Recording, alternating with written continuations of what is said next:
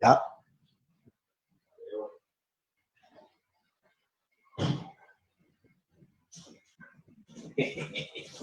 Buenas tardes.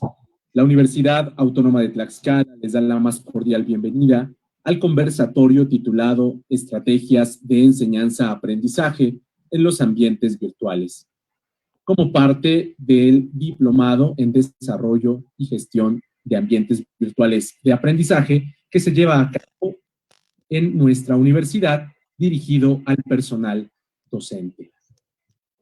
Esta tarde, la Universidad Autónoma de Tlaxcala y el equipo que formamos parte de la organización de este diplomado, lamentamos el sensible fallecimiento de nuestro compañero, el maestro Juan José Morales Martínez, integrante del equipo de docentes facilitadores de este diplomado. Desde este espacio manifestamos nuestra solidaridad con su familia y realizamos un reconocimiento a la destacada trayectoria del maestro Juan José Morales Martínez. Este día llevaremos a cabo este conversatorio como parte de las actividades del módulo 3 del diplomado. Es un honor contar con la presencia de dos distinguidos docentes de la Facultad de Ciencias de la Educación, quienes cuentan con una amplia trayectoria en los temas relacionados con los ambientes virtuales de aprendizaje. Me refiero al maestro José Luis Villegas Guevara y al maestro José Luis Villegas Valle. Ambos son también docentes facilitadores de este diplomado. La dinámica para este día será la siguiente.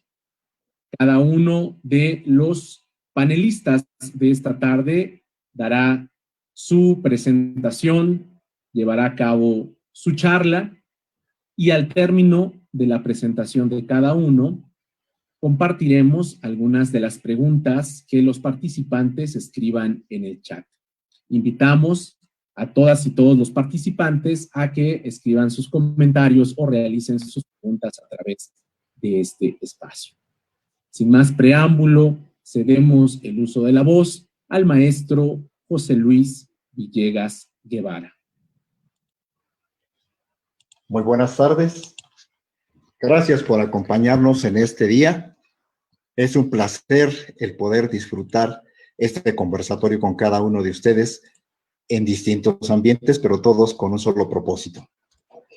En esta tarde, quiero recordar que el título de nuestro tercer módulo, que es Estrategias de Enseñanza y Aprendizaje. Cuando nosotros hablamos de estrategias, seguramente cada uno de ustedes piensa o en la guerra o en los deportes. En la guerra fueron donde nacen las estrategias, precisamente porque es el lugar donde se tenía que conocer las fortalezas y las debilidades del adversario. Pero este término se traslada a la planeación y existe una planeación que se llama planeación estratégica, precisamente inspirada en el conocimiento de los elementos que participan en ese proceso de enseñar y aprender. La planeación educativa nos exige que tengamos un diagnóstico claro de quiénes son nuestros educandos, cuáles son las metodologías y cuáles son los propósitos que tenemos al tratar de alcanzar un proceso. Todo esto nos han pedido desde el modelo humanista integrador basado en competencias en la universidad que hagamos a los alumnos creativos. Y la pregunta es, ¿cómo hacer a los alumnos creativos si antes sus profesores no son también creativos? El pensamiento creativo, las habilidades creativas y cada uno de los factores que intervienen en la creatividad nos llevan a descubrir lo que significa mirar lo mismo que otros observan, pero de manera diferente. ¿Qué es creatividad? Bueno, todavía no se ponen de acuerdo en qué es la creatividad. Sin embargo, podemos considerar que la creatividad es que una persona ofrezca ideas tal vez disparatadas o tal vez raras. Sin embargo, en las que ella logre establecer una relación de idea y acción. Si el conocimiento y la intuición van acompañados, entonces estaremos preparados para crear o programar lo inesperado. Creatividad es pensar cosas nuevas. Innovación es hacer cosas nuevas. Las ideas son inútiles a menos que sean usadas. La prueba de su valor está en su implantación. Así pues, entonces, no vale la pena ser creativos nada más un día, un mes o durante la pandemia. El reto es ser creativos docentes y alumnos, pero de manera permanente. Vamos a definir con mayor claridad el concepto de creatividad. Es la generación de una nueva idea. Es una capacidad de carácter cognitivo, afectivo, que le permite a la persona organizar un proceso psicológico que lo lleve a mostrar un comportamiento nuevo u original, flexible, fluido y organizado, orientado a la búsqueda, la detección y la solución de un problema. Yo recuerdo en una ocasión que yendo a clases, por alguna razón se me olvidó mi laptop y tenía el material para trabajar. Y ante ese problema, pues no me quedó más que ser creativo, ¿verdad? Entonces les dije a los alumnos, ¿qué creen? Hoy no necesitamos el cañón. Hoy vamos a trabajar a la antigüita.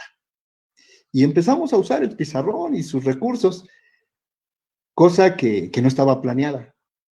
Sin embargo, surge la creatividad ante la necesidad.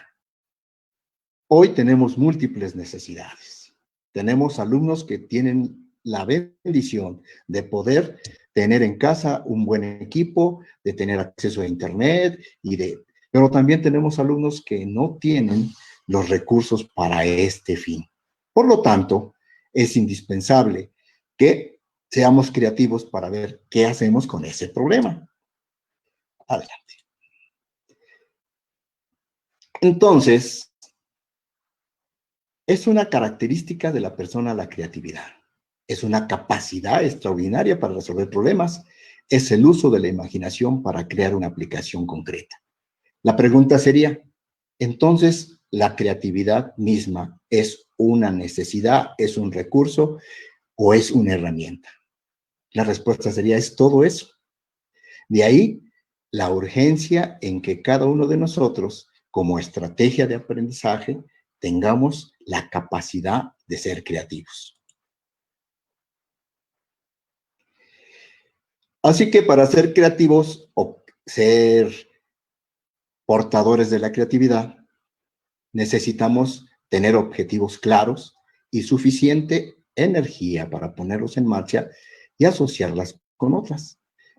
Creatividad, objetivos y motivación son tres palabras claves que ahora que estamos elaborando nuestros programas analíticos, que estamos seleccionando las distintas metodologías para ponerlas en práctica, tendremos que tener claro qué quiero que los alumnos aprendan, cómo quiero que los aprendan y para qué quiero que aprendan. Cada uno de los objetivos nos llevan a ser creativos. Pero la creatividad nace también de ambientes cambiantes, inquietudes, motivaciones y dedicación, de situaciones estables, disposición, pensar, el carácter de la persona, o casuales, algo imprevisto, errores y desaciertos. Cuando todas las condiciones se transforman en estímulos e inducen a retos, generan creatividad. Así pues, ahora no podemos decir que no tenemos los estímulos suficientes para ser creativos. Adelante.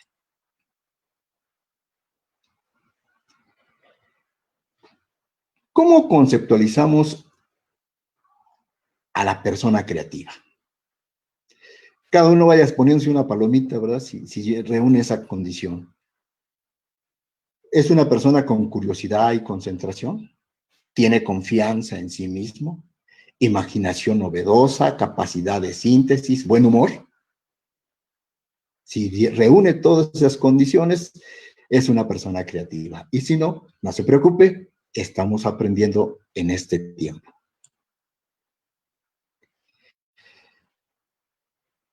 Es una persona integral, no es un elemento aislado.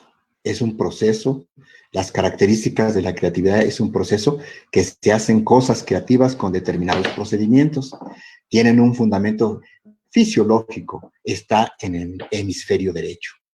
Ustedes han oído hablar de la gimnasia cerebral, que tiene como finalidad el equilibrio entre ambos hemisferios, porque le hemos dado mucho hemos favorecido el hemisferio izquierdo, pero el hemisferio derecho como que necesita ponerse con actividades creativas. Necesitamos que el pensamiento creativo sea fluido, flexible, que tenga sensibilidad, originalidad, capacidad de redefinición, capacidad de abstracción, capacidad de síntesis, organización mental.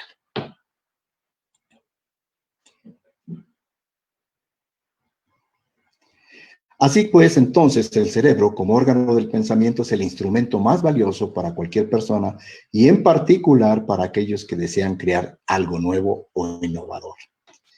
En clase siempre les digo a los muchachos, vamos a ejercitar el cerebro. ¿Por qué?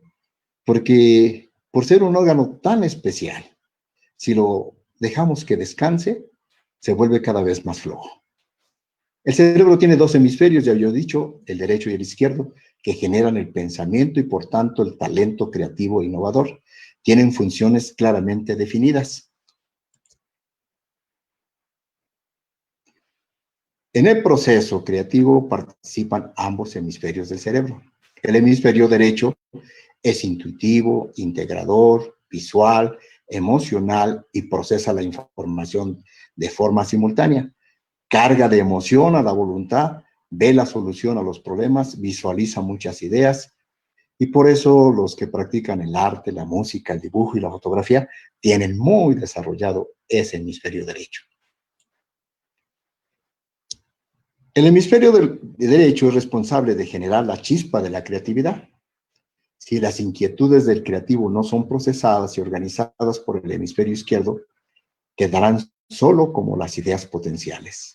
De acuerdo a De Bono, acerca del modo de operar el cerebro, el pensamiento vertical corresponde más o menos al hemisferio izquierdo. El pensamiento lateral corresponde aproximadamente al hemisferio derecho. ¿Qué beneficios obtendremos al darle mayor estímulo al hemisferio derecho? Pues el desarrollo del potencial de líder, dirigir equipos exitosos, desarrollo de la actitud emprendedora, diseño y ejecución de proyectos, cultura de vida en valores. Y esto me recuerda muchísimo los propósitos de el MIT. Bueno, hemos hablado de la importancia de usar el hemisferio derecho. Ha llegado el momento de que ahora ustedes tendrán solo 5 minutos. No lo van a hacer por equipos, desafortunadamente cada quien está en casa, pero sí lo podemos hacer individualmente. Ahí van varias acciones, ustedes escojan la que quieran y tienen 1 minuto para presentar algo a través de el chat que sea. Realizar un juego didáctico creativo con pelotas, cuerdas y aros. Haz un material didáctico creativo. Realiza una fábula educativa. Inventa una dinámica grupal didáctica. Crea un cuento que contenga valores. Corre tiempo.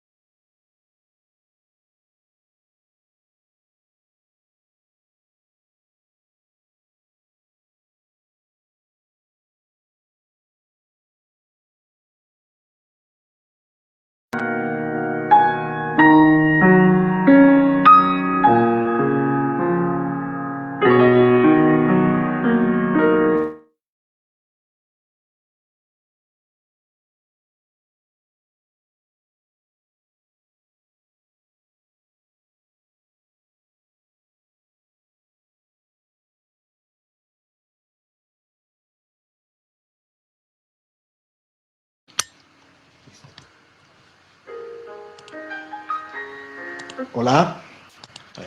¿Cómo les fue con el ejercicio?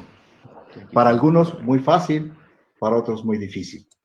Sin embargo, la invitación es que está el desafío y a través del correo nos envíen el trabajo que hayan logrado hacer.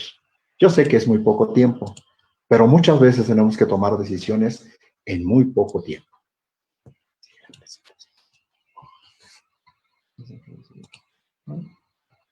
Vamos a ver.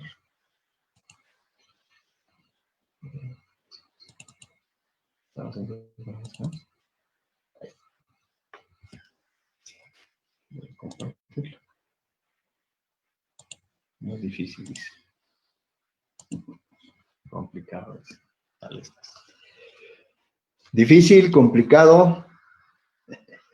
Cada uno de nosotros tiene su propio deseo de ser creativo.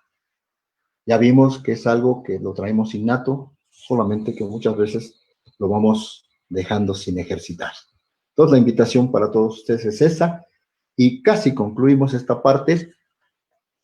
Vamos a revisar algunas cosas que tenemos en el hemisferio izquierdo y en el hemisferio derecho. En el hemisferio izquierdo tenemos habilidades, actitudes como la pertinencia, la calidad, la convergencia. En el izquierdo, el conocimiento o la factibilidad, la decisión. En el hemisferio derecho tenemos habilidades como ruptura de esquemas, flexibilidad, divergencia, originalidad, fluidez, creación de nuevas representaciones mentales, y actitudes como curiosidad, humor, tolerancia a la ambigüedad, interdependencia, trabajo en equipo, riesgo. Cada una de estas actividades corresponden a nuestros hemisferios y por lo tanto cada uno de nosotros tiene el deber de ir cultivando cada una de ellas y crear en situaciones de aprendizajes que los alumnos tengan la necesidad de desarrollar esas mismas habilidades y actitudes que nos conllevan a la creatividad. Por lo tanto, el creativo tolera la ambigüedad, es capaz de tomar decisiones constructivas pese a los obstáculos que se presenten, disfruta la jornada intensa de trabajo, es fluido en ideas y en energía.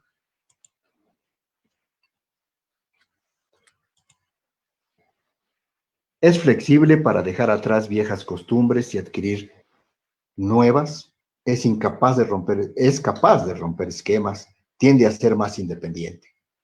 Creo que cada uno de nosotros quisiera todas esas cualidades, ¿verdad?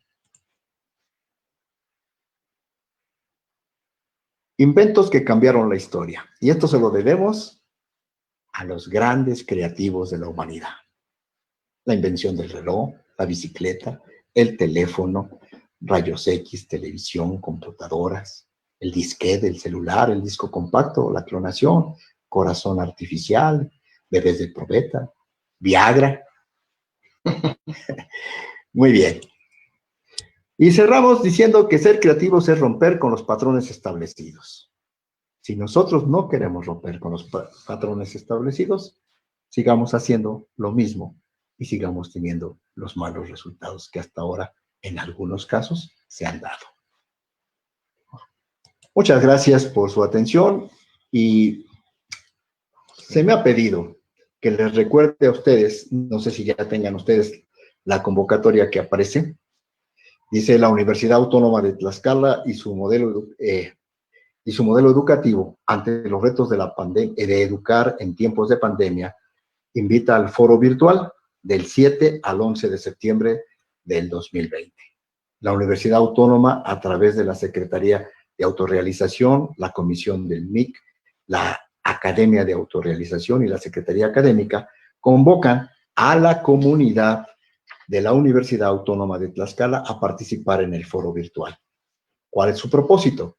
Discutir la perspectiva educativa de la Universidad Autónoma de Tlaxcala ante los desafíos de la pandemia que permita repensar el vínculo pedagógico en escenarios de incertidumbre, en el marco de una prospectiva a 10 años con el objeto de fortalecer una educación integral y de excelencia pertinente e incluyente.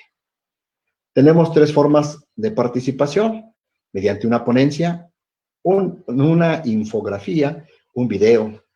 Y hay fechas importantes, entre ellas el 25 de agosto, límite para la presentación de comunicaciones; el 28 de agosto, publicación de participaciones aceptadas. Hay 3 grandes ejes temáticos con subtemas: el artículo 3º constitucional, el plan sectorial de educación y los retos de la educación superior; el 2, reconstrucción del vínculo pedagógico, ajustes de gestión curricular y prácticas docentes para otoño 2020; la investigación en la Universidad Autónoma de Tlaxcala en tiempos de pandemia; la responsabilidad social universitaria; proyectos de la Universidad Autónoma de Tlaxcala y su modelo educativo durante los próximos 10 años. La invitación está abierta, las fechas han sido mencionadas y esperamos contar con su fabulosa intervención, con su creativa intervención. Muchas gracias. Ahora cedo la palabra al maestro José Luis Villegas Valle.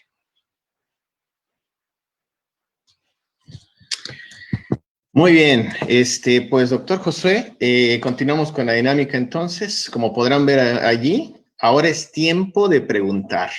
Entonces vamos a hacer un alto, un stop. Y por medio del chat, algunos de ustedes van a escribir preguntas con respecto a la ponencia, al trabajo presentado por el maestro Villegas, que es mi papá, por cierto. Por eso es lo mismo casi.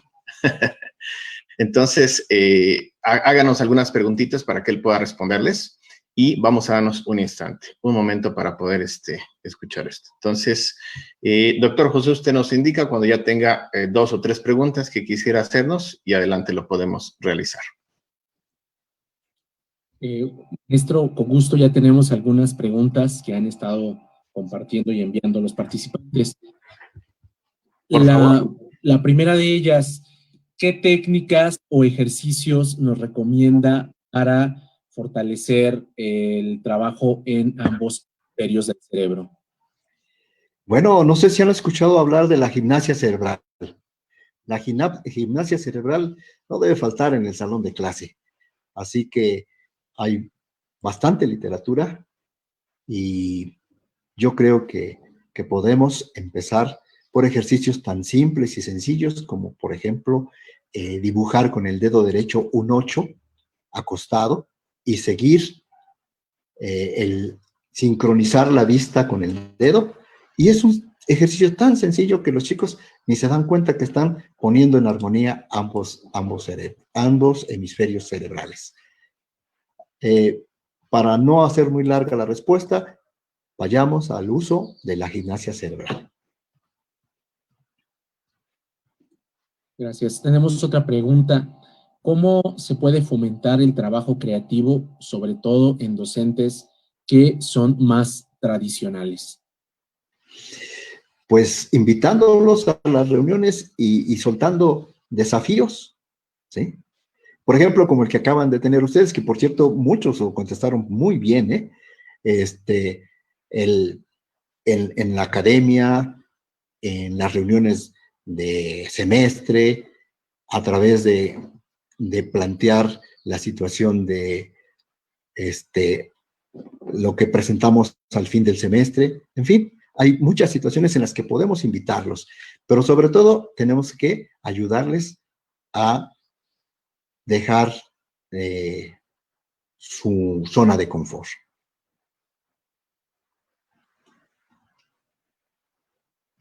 Muy bien, si podemos tener una más, por favor. Claro que sí. Y con eso cerramos esta parte. Desde su experiencia, ¿cuáles serían 5 tips o recomendaciones esenciales para aplicar las estrategias de aprendizaje en los ambientes virtuales de forma efectiva? Número 1, no repetir los mismos ejercicios que hicimos en el semestre anterior. Número 2, invitar a los alumnos a que tengan libertad, es decir, que no les digamos, como cuando nos decían en el jardín de niños, dibujen una flor, pero tiene que ser de tantas hojas y de tal color. sino que cada actividad que nosotros propongamos les demos libertad. La tercera, buscar el trabajo en equipo. 2 cerebros piensan más que uno. Y más 3 y 4, imagínense qué es lo que resulta. 4, platicar entre los docentes los aciertos y los no aciertos. Y tercero, no tener miedo. No tener miedo, digo quinto, no tener miedo de fracasar. El fracaso fomenta y mejora la creatividad. Gracias.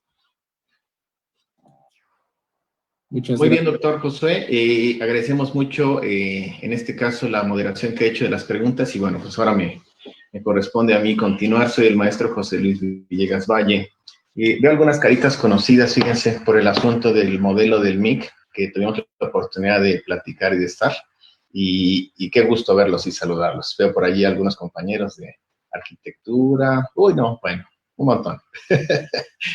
El día de hoy yo me resistí, y lo digo así, me resistí a hacer una presentación de diapositivas. Dije, no voy a presentar diapositivas, sino que vamos a hacer otra cosa diferente, algo distinto, algo que vaya más con el espíritu del módulo, de las estrategias.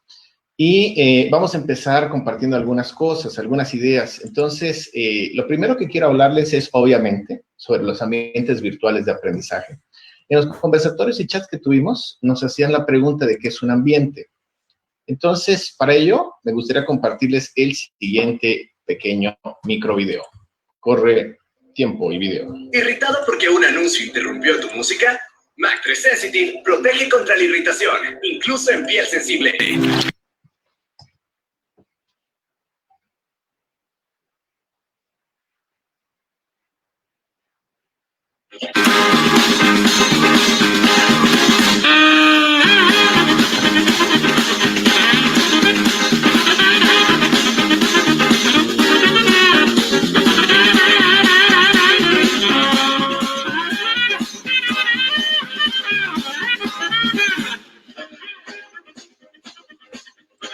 Muy bien. Dígame usted qué tipo de ambiente sintió cuando escuchó la música de Benny Hill. Seguramente todo su entorno que tenía se transformó, cambió, porque fue algo interesante. Entonces, cuando hablamos de ambientes, tiene que ver con la iluminación, tiene que ver con nuestra actitud y nuestra sonrisa. Hace muchos, muchos años, cuando tenía yo por ahí de 19, 20 años, ya pasó otro tanto, estaba al frente de un grupo de personas y me dijeron, oiga, está usted muy serio, sonría. Y entonces lo que hice fue sonreír y me di cuenta que todos en el salón estaban sonriendo. Nuestros estudiantes son el reflejo de lo que nosotros hacemos y decimos. Entonces, quiero invitarles y pedirles que esos ambientes los establezcan ustedes. Atrévanse a utilizar la música, atrévanse a utilizar el juego, atrévanse a utilizar la confianza, las palabras, para que entonces puedan tener ambientes totalmente inclusivos y ambientes que sean agradables para sus estudiantes. Ahora, hablemos un poco de lo que es lo virtual. Fíjense que el asunto de la virtualidad es muy importante hoy en día.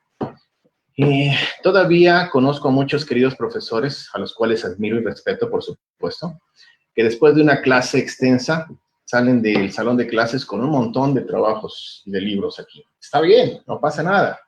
Sin embargo, hoy día existen otras maneras de poder almacenar todos esos trabajos y de realizar la virtualidad. Es decir, yo puedo guardar todo eso en distintas maneras. Entonces, el sonido efectivamente nos ayuda a cambiar la atmósfera, el color de las paredes, la disposición de las butacas, y ahora la virtualidad. Todo lo que podemos hacer con lo virtual se ha convertido en una oportunidad increíble.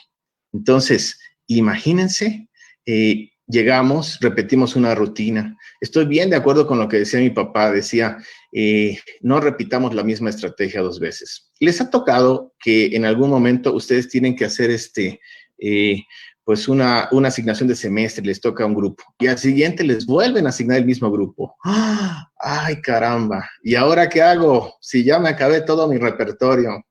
Pues, ¿qué haces?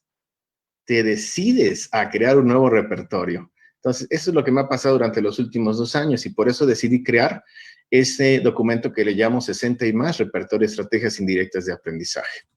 Muy bien. Ahora, ¿qué tenemos que ver con el aprendizaje? ¿Cómo se aprende? Los métodos de aprendizaje.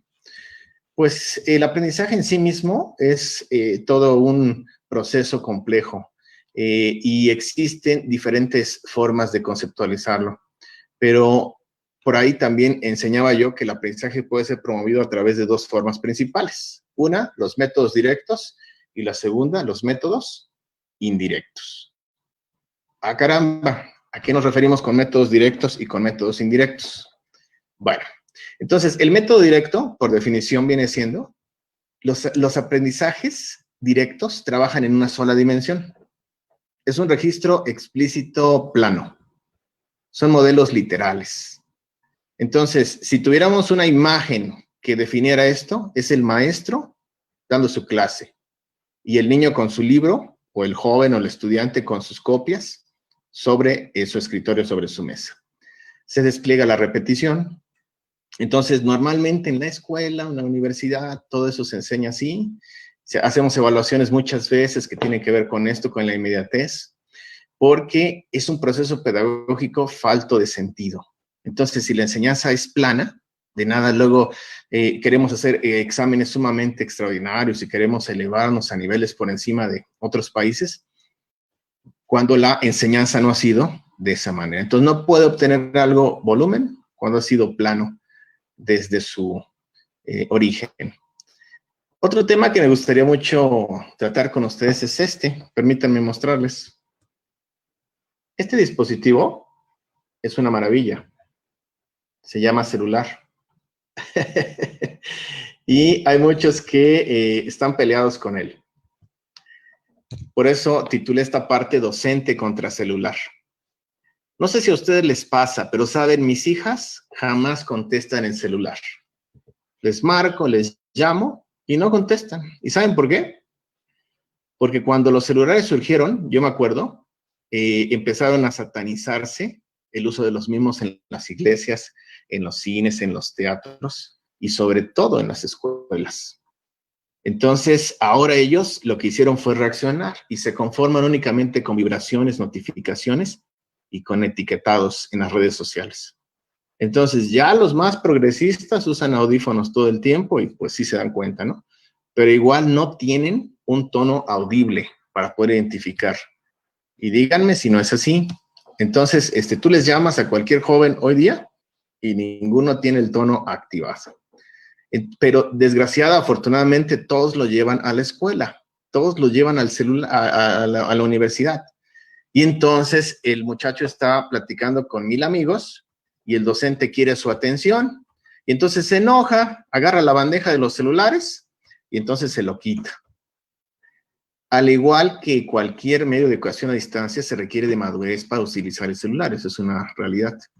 En otras palabras, como le llamamos en el lenguaje de los medios, la etiqueta digital. Pero ciertamente, yo diría que son más las cosas a favor que en contra de lo que sería el celular. Bueno, eso es en cuanto al aprendizaje directo y el uso del celular. Ahora, me encantaría hablar un poco sobre el aprendizaje indirecto. A ver, compañero docente de la universidad, ¿te identificas con algunos de estos planteamientos? Aprendizaje indirecto. ¿Cómo deberían trabajar estos aprendizajes indirectos? Muy bien. Por medio de la generación de ambientes. Imagínate que recibes al alumno con música de Benny Hill y tienes listo un desafío. Situaciones. Creas algunas situaciones en donde ellos pueden entender, darle sentido a lo que van a hacer y van a ver por qué lo hacen. Problemas que sean desafiantes, interesantes, atmósferas cargadas de sentido, que lo que haga tenga un por qué y un para qué. Inclusive algunas universidades así se publicitan, que somos la escuela, en donde nosotros te decimos por qué haces lo que haces. Entonces, es decir, a través de estrategias experienciales y no solamente literales o metafóricas, abiertas y tranquilas. El típico maestro, ¿no? Que dice, a ver, jóvenes, imagínense un árbol. Imagínense que tenemos aquí una manzana. Imagínense que tenemos aquí esto. Bueno, eso es totalmente ineficaz. cuando podríamos tener acceso al árbol, acceso a la manzana, acceso al vegetal. Entonces, el aprendizaje indirecto rechaza 3 cosas importantes. Número 1, la exposición de temas. En las unidades de aprendizaje donde trabajo, ya no hay exposición de temas. 0, se acabaron, no existen. Número 2, rechazo al dictado. ¿De qué nos puede servir que un docente se ponga a dictar un libro, un texto, que los muchachos podrían trabajar de una manera mucho más interesante, mucho más atrevida, mucho más inquietante y mucho más provocativa? Entonces, pero aún habrá quien dicte, ¿eh? Rechazo a la memorización por memorizar. La memorización es parte de los procesos de aprendizaje y la memoria a corto, mediano y largo plazo son esenciales para cualquier sujeto. Sin embargo, necesitamos rechazar la memorización por memorización. Mis compañeros de Derecho, por ejemplo, pues ellos tienen un gran desafío, porque muchas de las cosas las tienen que memorizar, pero ellos tienen que utilizar estrategias, la llamada mnemotecnia, que nos ayudan a encontrar maneras de darle sentido a las palabras y encontrar entonces una manera correcta de hacerlo. Muy bien. Me gustaría hablar de un tema más, porque el tiempo corre muy rápido, quién sabe por qué, sobre una nueva teoría del aprendizaje. Estoy seguro que todos hemos escuchado sobre el conductismo, sobre el cognoscitivismo. Seguro que ya hemos escuchado hablar sobre el constructivismo social. Seguro que ya hemos escuchado hablar del aprendizaje significativo. Pero a ver, ¿habían escuchado hablar del conectivismo? Lo repito, conectivismo. Dicen varios, ¿no? ¿Qué es eso del conectivismo? A ver, bueno, pues el conectivismo ha surgido en los últimos años y ha cobrado relevancia particularmente en una sociedad digital. El conectivismo está en proceso de desarrollo y es muy controversial, obviamente, para los críticos, como todo lo que se va desarrollando. Pero fíjese qué interesante.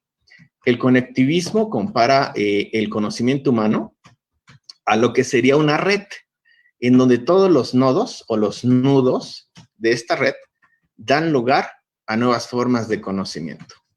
En otras palabras, donde se encuentran 2 conocimientos y forman un nudo, allí se puede encontrar una nueva manera de conocimiento. De acuerdo con Siemens 2004, el conocimiento se crea más allá del nivel individual de los participantes humanos y está cambiando constantemente.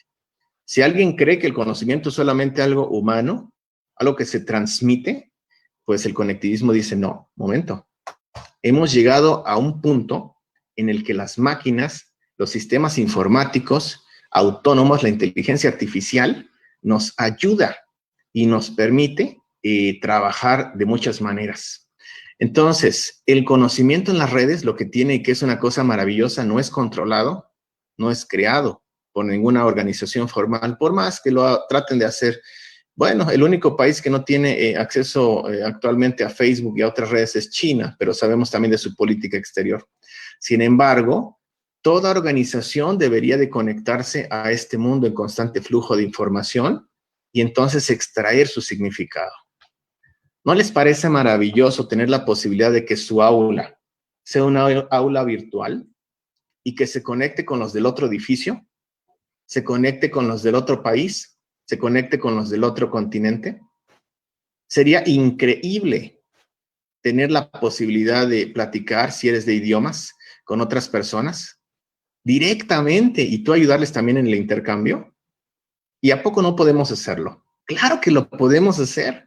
Entonces, este es un planteamiento muy provocador, muy interesante. Entonces, el conocimiento en el conectivismo ciertamente es caótico, porque hay más información que la que podemos manifestar. Se presenta en los nodos que van y vienen, y la información fluye a través de las redes interconectadas con otras redes que se conectan. Finalmente, la importancia del conectivismo es que sus defensores argumentan que Internet cambia la naturaleza esencial del conocimiento. Es decir, el conductor es más importante que el contenido que conduce. Para volver a citar a Siemens otra vez. Bueno, quiero compartir mi pantalla con ustedes, maestros, para presentarles algunas de las cosas que he trabajado. Les doy brevemente mi referencia. Sí, aquí como comentan, la conexión en Zoom nos permite trabajar con gente de todo el mundo. Yo lo he estado usando mucho en diferentes ámbitos personales y de mi vida laboral, espiritual y profesional, y me parece que es toda una oportunidad y toda una experiencia. Les voy a mostrar algunas cosas. Me gustaría empezar mostrándoles lo que es un sitio web que es gratuito y que todos podemos utilizar. Cuando mi papá lo vio, dice, oye, este es un portafolio, pero con esteroides, o no sé cómo le llamó. Entonces, les voy a mostrar el primero. Todos conocemos, me parece, Google Sites. Google Sites no es otra cosa que una página colaborativa de Google. Entonces, me gustaría mostrárselas. Miren, yo vengo trabajando así ya desde hace varios años que estas tendencias se presentaron. Entonces, como podrán ver, tengo menús o menúes con las diferentes sesiones del primer parcial y la secuencia de evaluación, con las del segundo, tercero, el ordinario y mis alumnos participantes. Observen que ellos van almacenando allí lo que son todos sus trabajos y también tienen sus evaluaciones. Asimismo, si yo hago clic aquí en primer parcial, me salen las sesiones correspondientes al mismo, el ordinario.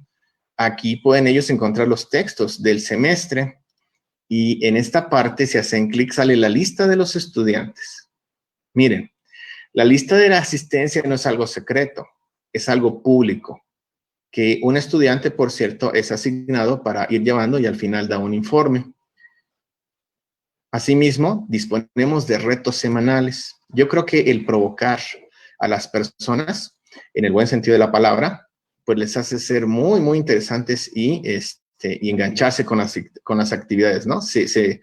Es combinar pues esas facultades y el deseo de trabajar. Está el programa analítico, obviamente, un video tutorial de cómo trabajar en Google Sites en la nueva versión.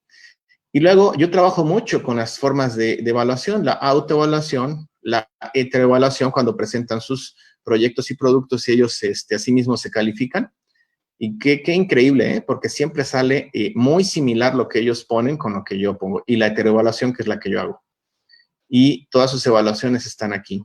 También tenemos algunas actividades que son pues académicas y aquí las pueden fijar para recordar cómo participaron en lo que hicieron y evidencias del parcial.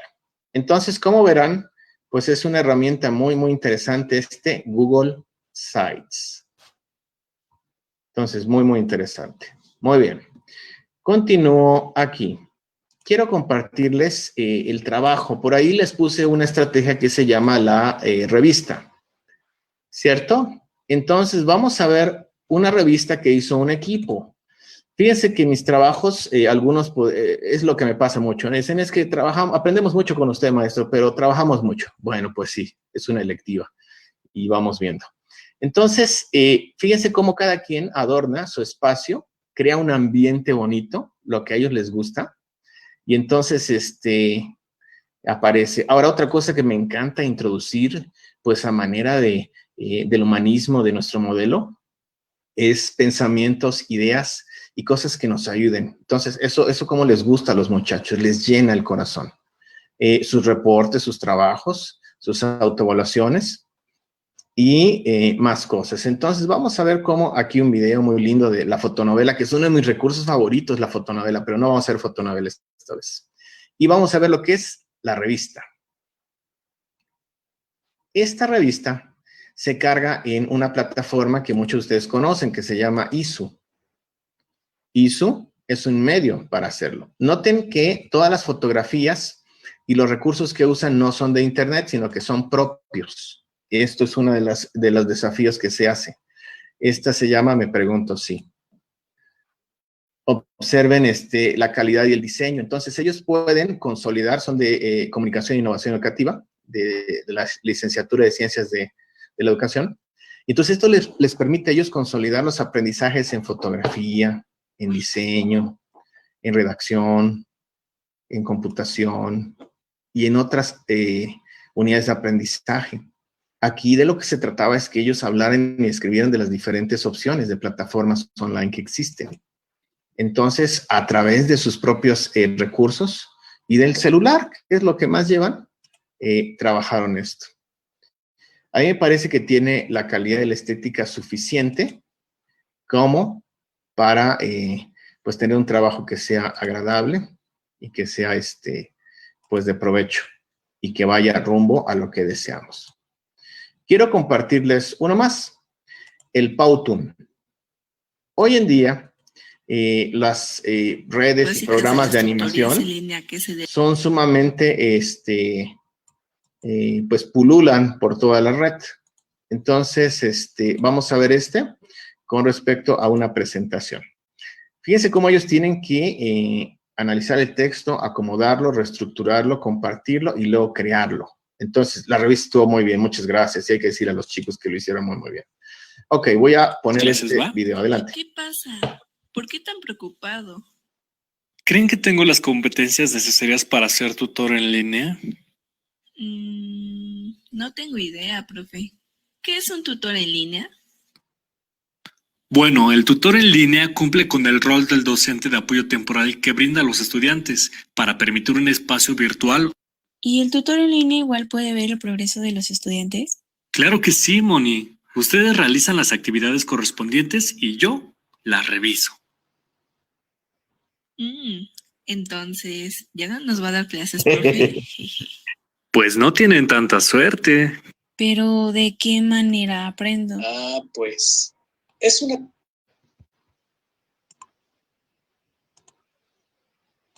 Muy bien, esto fue yo creo que algo visionario, porque esto fue precisamente hace un semestre y medio, en el otro semestre decía, entonces ya no nos va a dar clase, profe, pues no, va a ser en línea ahora como vamos a estar trabajando, imagínense. Entonces ahora los profesores, los docentes tenemos esa posibilidad de usar ese modelo mixto para que podamos trabajar. Bueno, sigamos. Hay otro que les quiero mostrar porque el tiempo corre durísimo. Vamos ahora, como parte de un trabajo,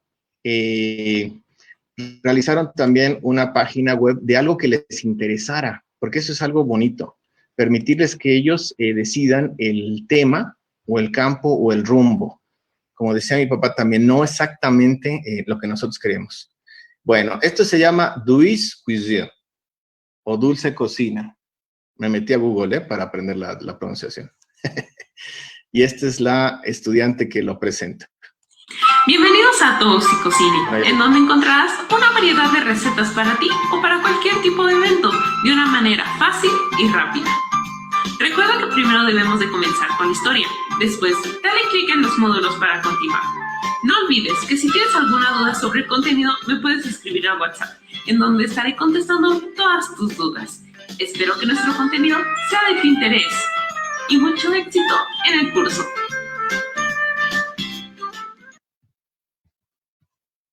Muy bien, qué sonrisota, ¿no?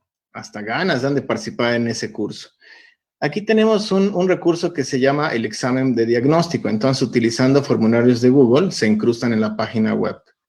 Luego viene lo que es precisamente un organizador gráfico de todo el curso y de cómo se va a hacer. Y ahora dice, ya puedes acceder a los módulos. Es que estaba en construcción y todavía no se podía, pero dice que ya se puede. Muy bien, y ya lo divide en varios módulos. Vamos a visitar solo uno. Miren qué agradable el ambiente que establece en su página. Habla mucho de su propia identidad y de cómo se siente. Ya me empezó a dar un poco de hambre, entonces espero que a ustedes también hayan comido muy rico y ya ahí nos permite ir avanzando. El riquísimo y delicioso pay de limón.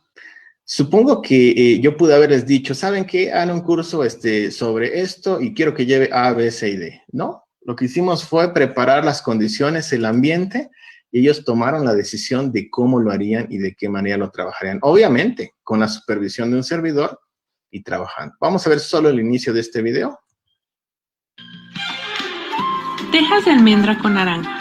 Los ingredientes son 2 claras de huevo, 100 gramos de azúcar glass, 250 gramos de hojuelas de almendra y ralladura de naranja.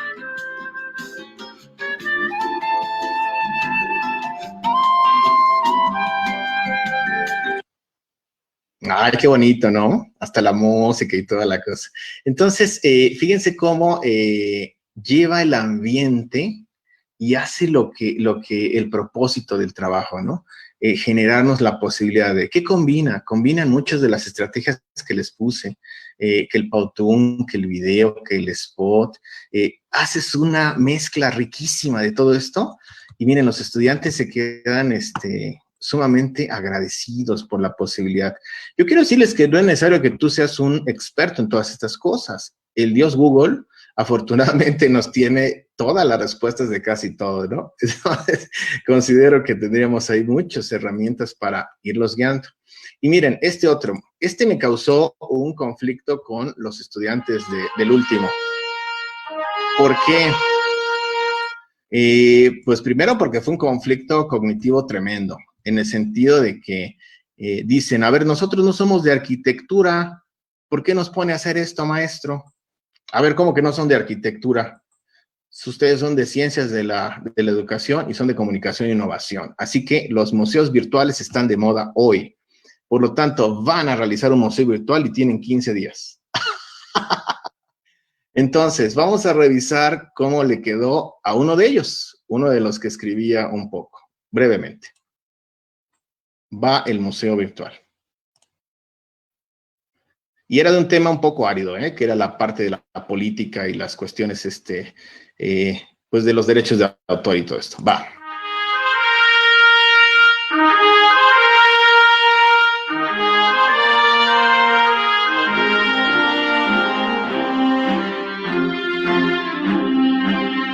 Damas y caballeros, bienvenidos a este recorrido virtual, donde exploraremos el nuevo Museo Rivera, que actualmente presenta la obra Legalismo y Política 2.0. Les recordamos que en este recorrido pueden tomar fotos, no hay visitas para el baño y las preguntas las resolveremos al final.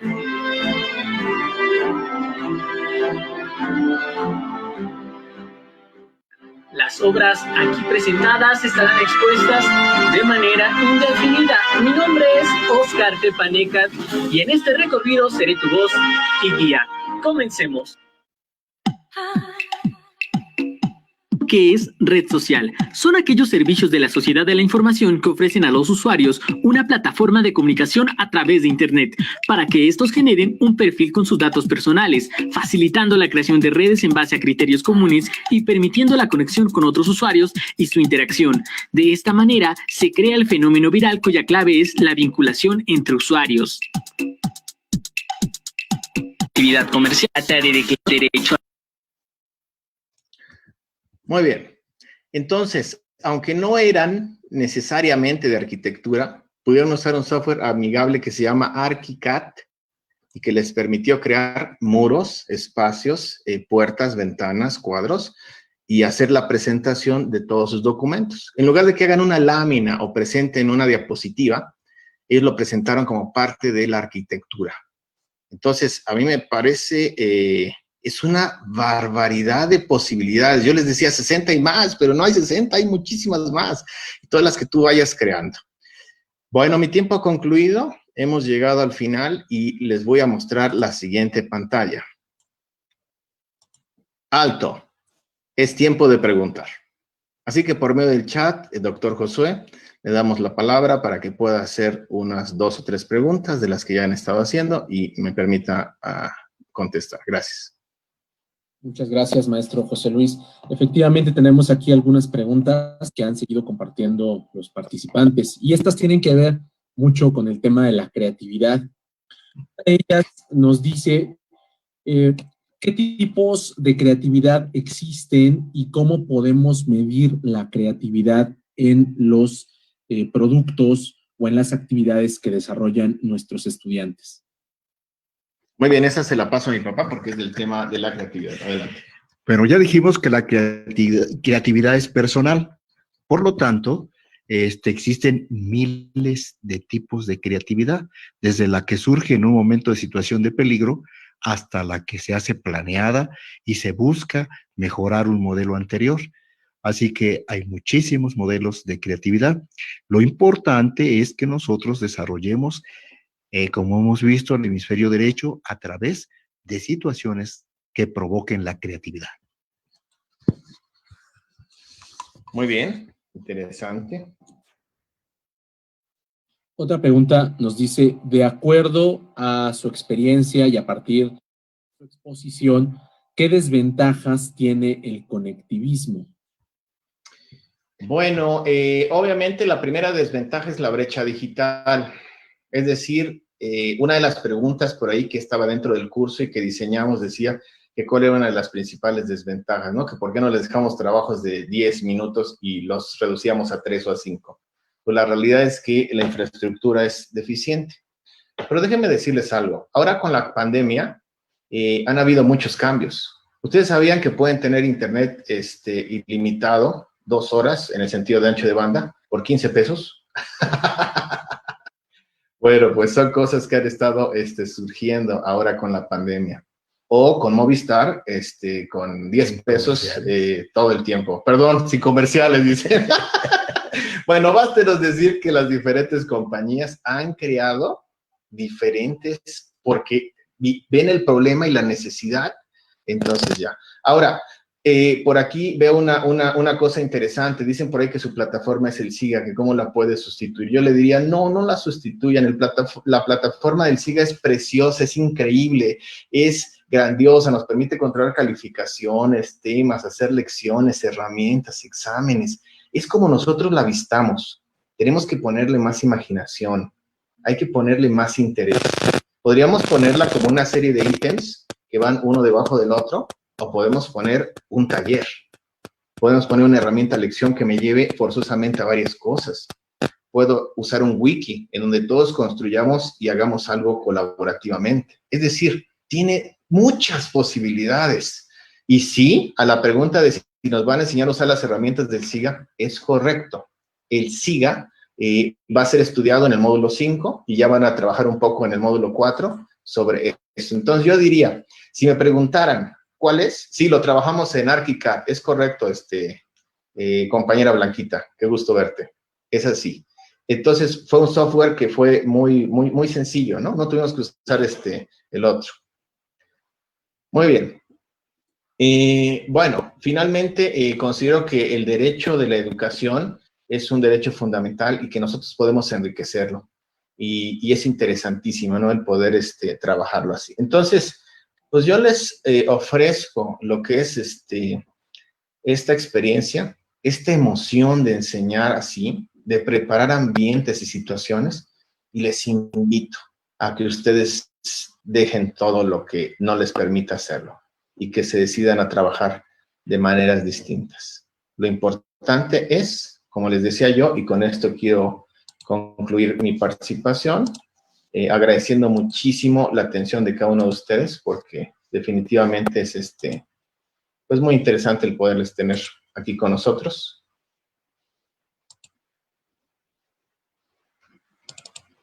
La siguiente imagen. Y les pongo. Estimados docentes, estimado maestro, por favor, nunca dejes de aprender. Esa es mi única petición que te hago. Muchas gracias y que tengan excelente tarde. Doctor Josué. Sí, muchas gracias, maestro, a los dos por su extraordinaria participación. Pues, a nombre de la Universidad Autónoma de Tlaxcala y a través de la Secretaría Académica, otorgan el presente reconocimiento al maestro José Luis Villegas Guevara por haber participado como panelista en el conversatorio Estrategias de Enseñanza-Aprendizaje en los Ambientes Virtuales al personal académico de esta universidad con una duración de 2 horas. Atentamente por la cultura de la justicia social, Tlaxcala, 27 de julio de 2020, firma el doctor Luis Armando González Plasencia, rector, y el doctor Enrique Vázquez Fernández, secretario académico. De igual manera, se otorga el presente reconocimiento al maestro José Luis Villegas Valle. Les agradecemos mucho haber compartido su experiencia y su conocimiento, así como a todos los asistentes a esta actividad. Deseamos que tengan una excelente tarde y un buen inicio de semana. Muchas gracias.